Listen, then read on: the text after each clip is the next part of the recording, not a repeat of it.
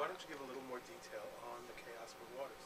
Tell us how you translated what are essentially lunatic Vikings who mutate themselves into a viable MMO class. Oh, that's definitively your question. They're definitely lunatic Vikings that mutate themselves.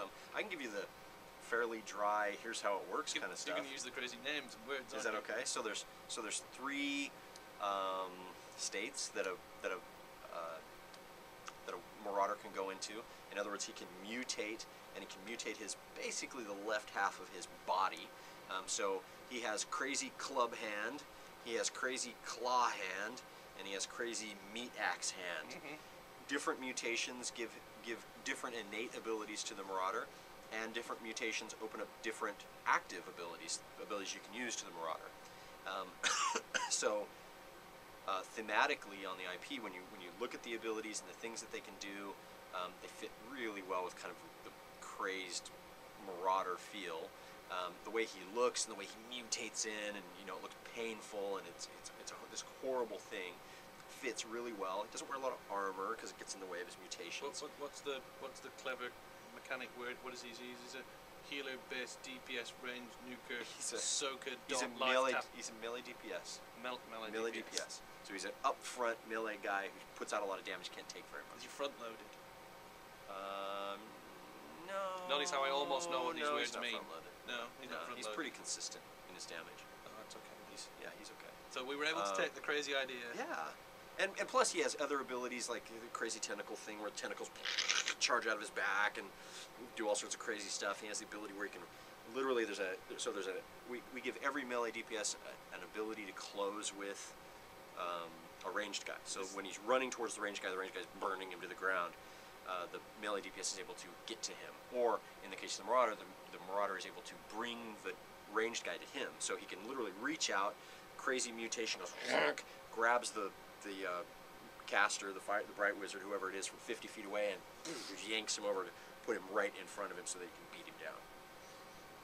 Like that. It's awesome. Every day. This is it. One of the interesting things that I found in the demonstrations that you give is that you have different flavors of tanks, different flavors of other races. Of everything.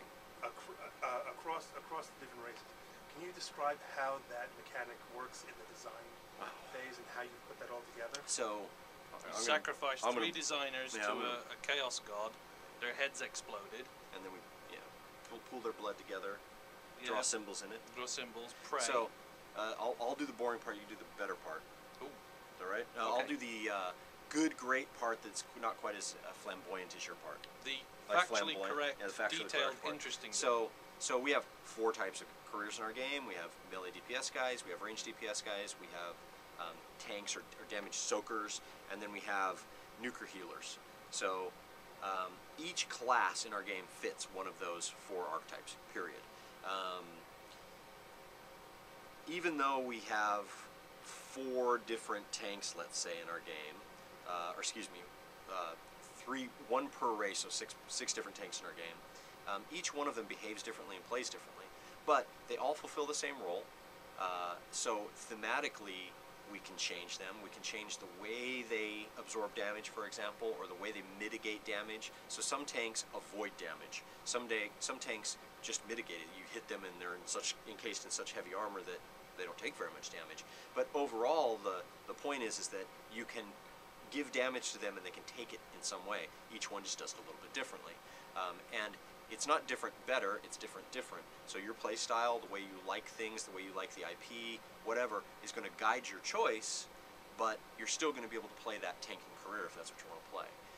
And so they play differently, but they achieve the same goals. Wow. You should be an executive producer. I think I should. I think you should. That would be a great delivery.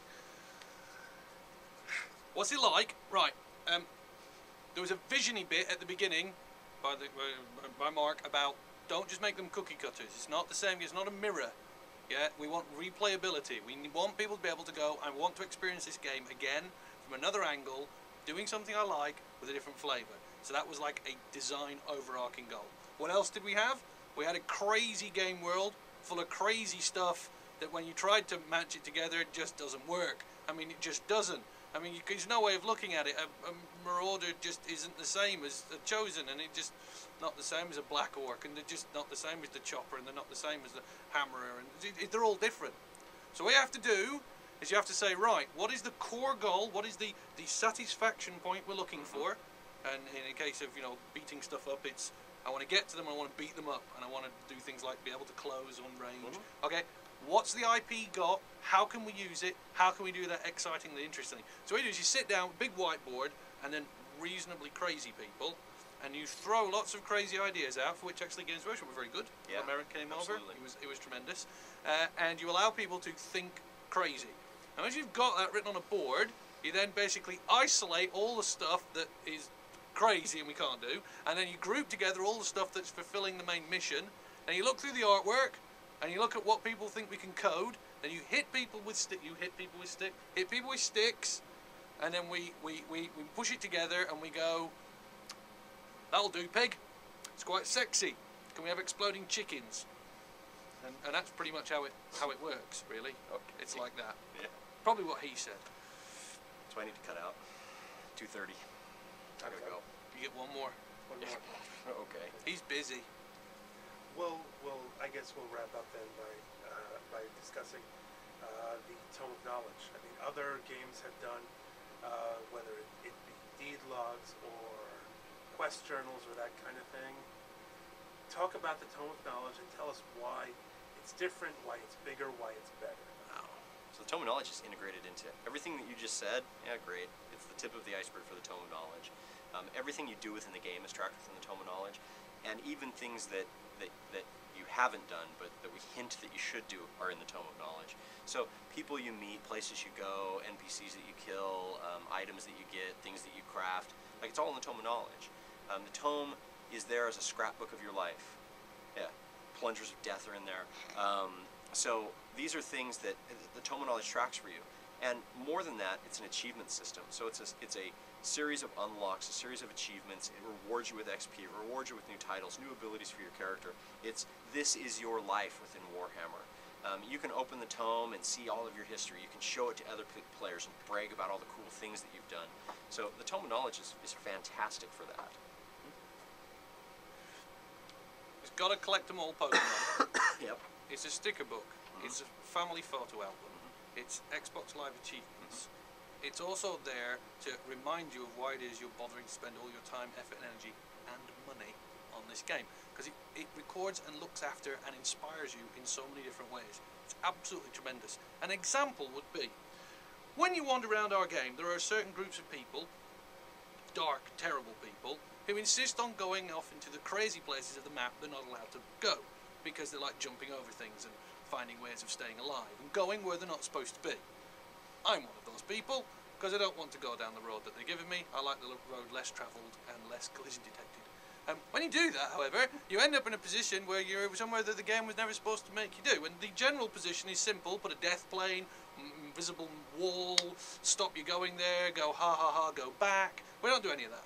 When we find one of these crazy places, we put something there. So, an example, which we have, if you go to the Dark Elf area, there's a boat. You can find your way to it, doesn't matter how. If you get there, you actually find this little scroll, and it unlocks a special secret quest through the Tome of Knowledge. And it goes, you're not supposed to be here, but as you got here, here's something to do. Now go back. If you go to the High Elf area, through clever use of the jump command, you can end up behind a waterfall that you're not supposed to be at. There you can find one of the plungers of the world.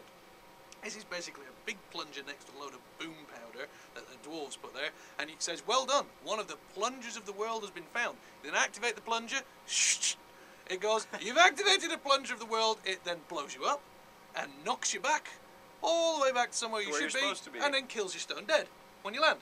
And that's great. Now if you find all the plungers of the world, because you're one of those sort of people, you get a reward from your Tome of Knowledge. How ace is that? We also have these things called lairs, right? So you're wandering around, you're off the beaten track, minding your own butt, you come across a cave, or a crypt, or something, and you go, what's that doing there? No one's told you about it, it's not referenced by any of the NPCs, there's no quests for it. You wander in, and there's a monster, or a box, or something that's not supposed to be there. And it basically says, I wouldn't mess with this, mate. It's probably very dangerous. But you mess with it, you know, because you're one of those players, like me. And when you do that, lo and behold, some terrible thing will happen, terrible creature or beastie turns up, and it's incredibly powerful. Way more powerful than the area you're supposed to be in. And then it eats you. And the terminology remembers that as well. So it's about giving you something that reminds you why you love the hobby of our game. It's so much more than just statistics tracking. It's a concept, and it's in every part of our game. It's not just an afterthought. It wasn't just tagged on. The game was built from the ground up knowing that we'd have it. And you really have to see it and experience it to get it. And once you do that, you'll go, this should be in every game. Yeah, that's true. Oh, I can't think of a better place to end. Thank you both so much for your Thanks, time. man. Pleasure. Thank you No very problem. much.